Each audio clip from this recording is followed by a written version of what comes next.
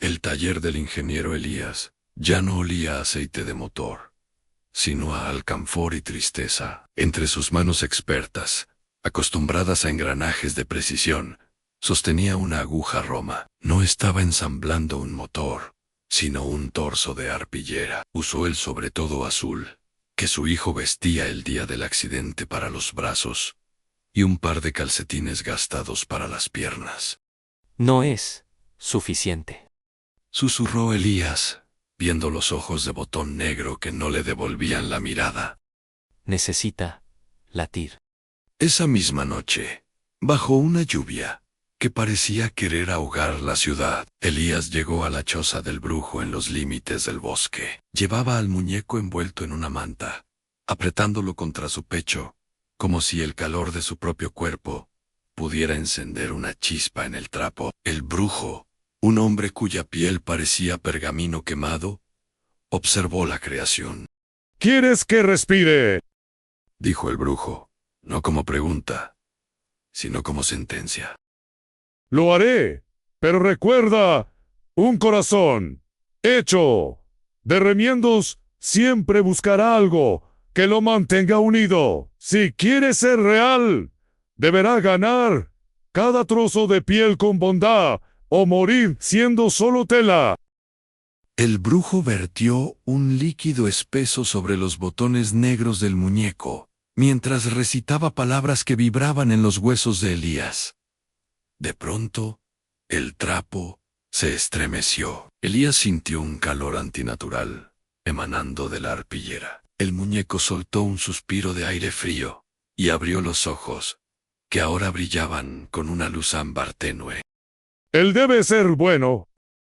Sentenció el brujo.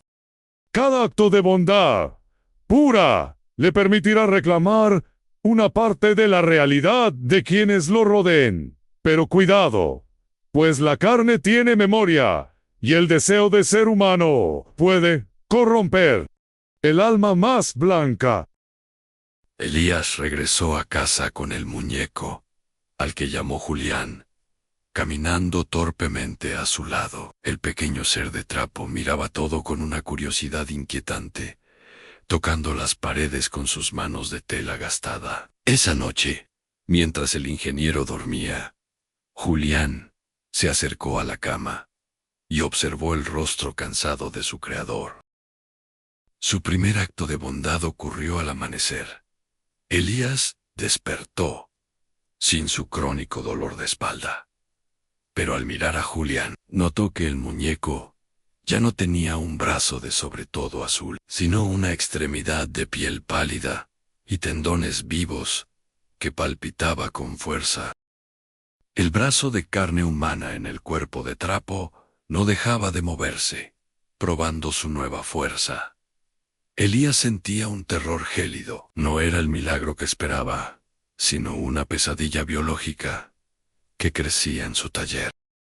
Esa tarde, un vecino anciano pasó por la casa, quejándose de su vista cansada y su soledad. Julián, con una agilidad antinatural, se acercó al hombre y le ofreció un vaso de agua, con una delicadeza extrema, mientras sus ojos de botón brillaban con un hambre silenciosa. Elías, oculto tras la puerta del taller, observaba con el corazón latiéndole en la garganta, rezando para que el muñeco no hiciera nada.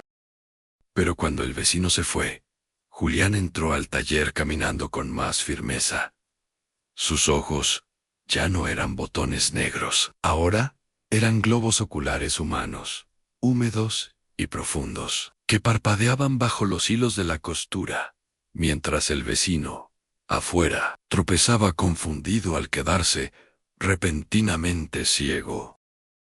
Elías retrocedió hasta chocar con sus estantes, tirando herramientas que resonaron como disparos en el silencio. Julián lo miró fijamente, estrenando su nueva visión, y sonrió con una boca que todavía era una línea de hilo rojo, pero que empezaba a humedecerse con saliva. El ingeniero comprendió con horror que la bondad de su creación no era generosidad, sino un robo disfrazado de caridad, que estaba desmantelando a los demás para armarse a sí mismo.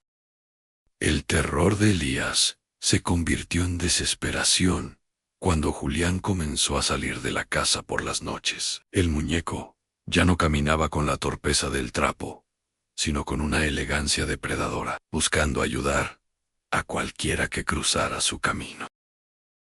En una ocasión, ayudó a una joven madre a cargar sus pesadas bolsas. A la mañana siguiente, Julián lucía unas piernas largas y musculosas que sobresalían grotescamente de su torso de arpillera, mientras la mujer amanecía postrada, habiendo perdido toda fuerza en sus extremidades. Elías intentó desmantelarlo mientras la criatura dormía, pero al acercarse con las tijeras, Julián lo sujetó con su mano de piel real, con una fuerza sobrehumana. ¡Soy casi bueno, padre! Susurró el muñeco, con una voz que empezaba a sonar como la del hijo muerto de Elías, una distorsión perfecta que hizo que el ingeniero sollozara de miedo. El torso de trapo de Julián comenzó a agrietarse, dejando ver un tórax humano que latía con un corazón robado, obligando a Elías a contemplar cómo su creación se convertía en un mosaico de carne ajena bajo la luz de la luna. Elías no pudo soportar más el sonido del corazón ajeno latiendo bajo la arpillera, mientras Julián recorría el pueblo buscando su última pieza. Un rostro. El ingeniero recogió sus herramientas y algo de dinero. Sus manos temblaban tanto que apenas pudo abrir la cerradura de la puerta trasera. Corrió hacia el bosque, esperando que la oscuridad lo ocultara, pero el silencio de los árboles era su peor enemigo. De pronto, un crujido de ramas secas lo detuvo en seco. Julián no corría. Caminaba con la seguridad de quien posee piernas jóvenes y fuertes. Padre, ¿por qué huyes? La voz de la criatura ya no era un susurro, sino un eco perfecto de la voz de su hijo fallecido, lo que hizo que a Elías se le encogiera el alma. Julián emergió de las sombras. Su cuerpo era casi humano, excepto por su cabeza, que seguía siendo un saco de tela, con ojos humanos que supuraban una sustancia negra. Elías tropezó con una raíz y cayó al suelo, viendo cómo el joven se acercaba con una calma aterradora. Julián se arrodilló a su lado, y con una caricia de dedos reales pero fríos como el mármol, le retiró el sudor de la frente. Solo me falta una cosa, para ser el hijo que perdiste, padre. Dijo Julián, mientras su boca de hilo empezaba a desgarrarse para dejar salir una lengua de carne. Necesito tu sonrisa. Julián no necesitó usar la violencia. Su bondad final fue la más cruel de todas. Mientras Elías lloraba en el suelo del bosque, la criatura se le acercó y le susurró que No deberías sufrir más por la pérdida de tu hijo, porque yo estoy aquí para ocupar ese vacío para siempre. en ese instante de absoluta vulnerabilidad, Julián absorbió la piel, los labios y la mandíbula de Elías en un abrazo que asfixiaba. El proceso fue una metamorfosis grotesca. Bajo la luna, el saco de tela que servía de cabeza a Julián se desintegró, revelando un rostro humano perfecto, el rostro del hijo de Elías, pero con la expresión gélida de un depredador. Julián ya no era un muñeco de trapo, era un joven de carne y hueso, impecable y hermoso. Sin embargo, al lograr su objetivo de ser real, la última pizca de la programación de bondad del brujo se pudrió, transformándose en una malicia pura y consciente.